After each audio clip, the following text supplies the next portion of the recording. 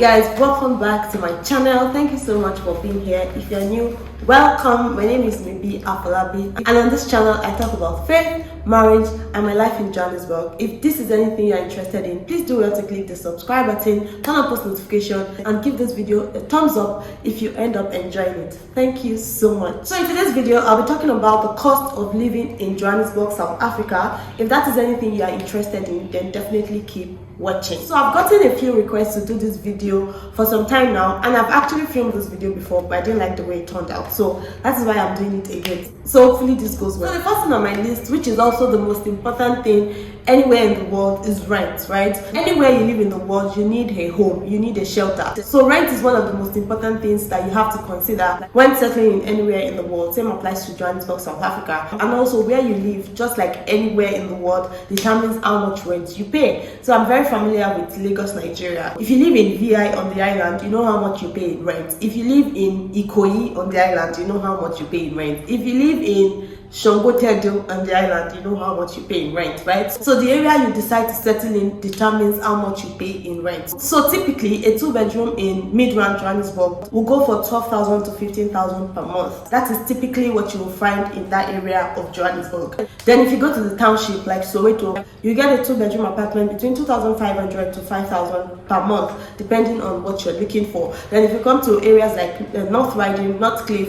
you can get a 2-bedroom apartment for 7,000 to 10,000 per month. So depending on where you want to live, depending on what you're looking for, will determine how much you will pay in rent. Some people like to stay in places that are very close to their place of work. Some people like to stay in areas where they can get good schools for children. It depends on what you're looking for. So whatever it is that you're looking for will determine how much you pay in rent. Right? And also the type of building will also determine how much the rent would be. If it is a new apartment with new appliances, you can be sure that you'll be paying more in rent than somebody staying in an old apartment without appliances. Most of the apartments are usually with fully furnished kitchens, so with those kind of apartments you can expect to pay more in rent, right? And other bills like water, sewage also adds up to what you pay in rent. Another recurring bill is electricity, and mostly electricity is pay as you go. And the amount of electricity you consume borders on so many other factors, like how many people are in the house, what you use, the kind of appliances that you have in your house, right? It's just a family of two, like two people living in a home. Like me and my husband, there are days where we don't even turn on our TV. Like the only constant things that we know that we use are our refrigerators. There are some days that I don't even turn on my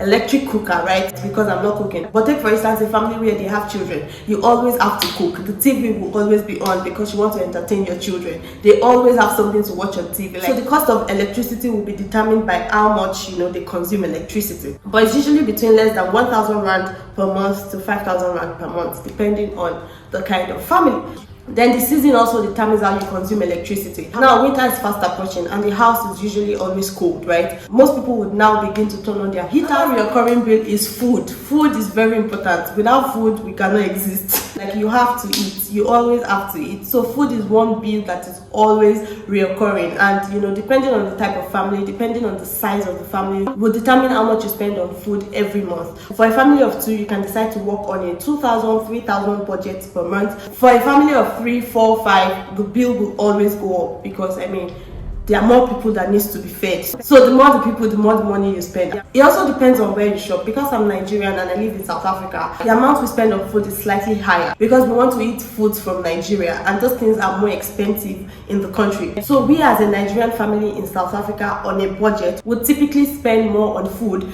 than a South African in South Africa on a budget. Do you understand what I mean?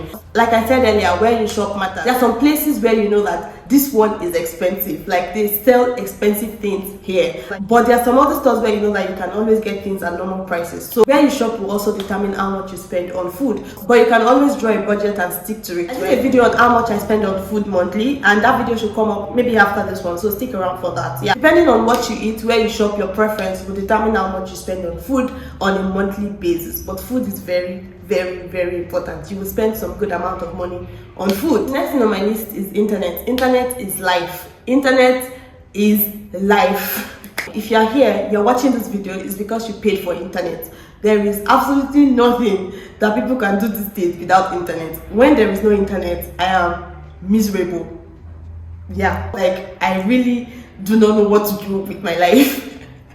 Anyway, that's on a lighter note. But yeah, so for internet, it depends on the package that you want, but you can always schedule between 500 to 1,500 rands per month. The next thing on my list is your car repayment, car insurance, and fuel generally. If you have a car, you're probably paying car repayment, especially if you got it in the last 2-3 years, right? This is an amount that you have to pay every month till you complete the payment of your car. Car insurance is a big thing here. It's almost like you have to insure your car. Where I come from, maybe not, but here people just like to insure things, which is a good thing. It's a good habit to form. The amount you pay on insurance depends on so many things. It depends on where you're getting your insurance from. It depends on how long you have been driving, how long you've had your license for, how well you can drive, and so many other things. So that will determine how much you pay in insurance, and also what you pay in car repayment also depends on the type of car you drive, right? If you have a big car, of course you pay more in your monthly repayment than somebody that has just a small car to move from point A to point B. And also the type of car also depends on how much fuel you buy in your car per month, right?